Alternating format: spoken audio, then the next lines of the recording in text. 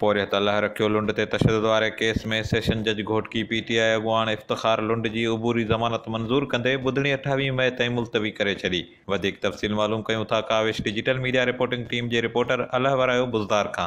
जी अल्लाह वरायो बुज़दार।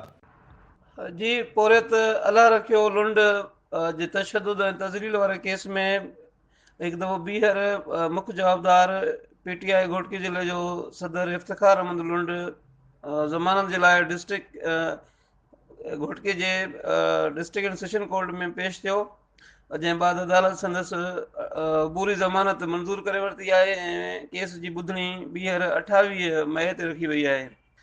यादि रहे त ड्राइवर अल्लाह रखियो लुंड जे तज़लील ऐं तशदुद वारे केस में अॻु में घोटकी जी एडिशनल सेशन जज इफ़्तिख़ार अहमद लुंड ऐं ॿियनि जवाबदारनि जी ज़मानत रद्द करे छॾी हुई, जंहिं बाद ॿीहर इफ़्तिख़ार अहमद लुंड घोटकी जी अदालत में पेश थी ज़मानत जे लाइ दरख़्वास्त ॾिनी। 50,000 रुपया जा मुतलका जमा करण बाद संदसि अबूरी ज़मानत मंज़ूर कई वई आहे।